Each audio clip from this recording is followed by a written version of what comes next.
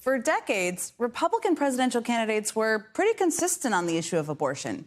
Here's how some of them sounded as recently as 2016. I'm the most pro-life governor on this stage. That all human life is worthy of protection. I believe that we should protect every human life. Do you believe in punishment for abortion? Yes or no, as a principle? The answer is that there has to be some form of punishment. It was basically a race to the right. But now, less than 1 year since Roe was overturned, the 2024 Republican field is a lot less certain. Take Donald Trump. Facing a crowd of Republican voters this week, he was pressed repeatedly on whether or not he would sign a federal abortion ban into law. You might think that would be a simple question for the guy who nominated more than half of the justices who voted to overturn Roe v. Wade. But no. Would you sign a federal abortion ban into law? What I'll do is negotiate so that people are happy. You would sign a federal abortion ban into law? I said this. I want to do what's right. And we're looking. And we want to do what's right. If they send it to your desk, would you sign it? Some people are at 6 weeks. Some people are at 3 weeks, where's 2 President weeks. Trump? President Trump is going to make a determination what he thinks is great for the country. I don't know about you, but I'm exhausted just listening to that. Then there's Nikki Haley. After teasing a major policy speech, their definition, not ours, last month, and promising to talk directly and openly about abortion, this was the best she could do. I do believe there is a federal role on abortion. Whether we can save more lives nationally depends entirely on doing what no one else has done to date, and that is to find consensus. That's what I will strive to do. That is neither direct, nor open, nor an actual policy proposal.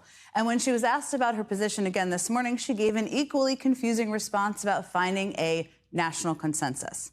There is also Senator Tim Scott, who was recently asked a pretty straightforward question. You support a federal ban on abortions? I would simply say that the fact of the matter is when you look at the issue of abortion, one of the challenges that we have, we continue to go to the most restrictive conversations without broadening the scope and taking a look at the fact that I'm 100% pro-life. I never walk away from that. But the truth of the matter is that when you look at the issues on abortion, I start with the very important conversation I had in a banking hearing when I was sitting in my office and listening to Janet Yellen, the Secretary of the Treasury, talk about increasing the labor force participation rate for African-American women who are in poverty by having abortions. I think we're just having the wrong conversation.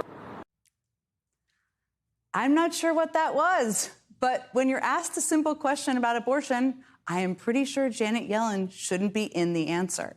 Senator Scott later said he would sign the most conservative pro-life legislation, but those initial stumbles were pretty telling. And then there is Florida Governor Ron DeSantis, who had this to say. Guys, do we have the clip? Let's play that DeSantis clip. Oh, wait, we have nothing to play because he quietly signed a 6-week abortion ban for Florida into law behind closed doors in the dark of night. This is not someone who's typically camera shy, by the way. He holds press conferences on a regular basis to attack Mickey and Minnie. So given all of this, if you're out there asking yourself, why these murky, confusing responses? The answer is abortion is a losing issue for Republicans. And they know it. Because guess what? People don't like their rights being taken away. Go figure. Nearly 6 in 10 adults, 58%, say abortion should be legal all or most of the time. And that's according to the latest NBC News poll. Just look at Wisconsin, where a winning candidate's pro-choice message helped her flip the balance of the state Supreme Court. And even in Kansas, yes, reliably red Kansas, voters decided to keep abortion legal in their state. Voters have weighed in again and again and have forced Republicans to walk a razor-thin line. They're basically trying to appease members of their anti-abortion base while not alienating the majority of the country.